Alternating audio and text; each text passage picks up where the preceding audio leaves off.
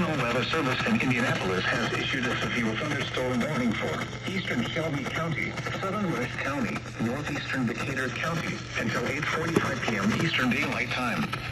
At 7:58 p.m. Eastern Daylight Time, a severe thunderstorm was located near Shelbyville, moving east at 35 miles per hour.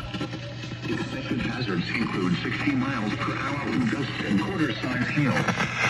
This is a radar-indicated flash. The following impacts are expected. Hail damage to vehicles is expected. Expect wind damage to roofs, siding, and trees.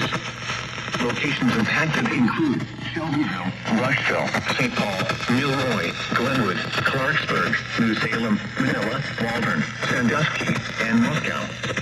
This includes Interstate 74 between mile markers 113 and 127.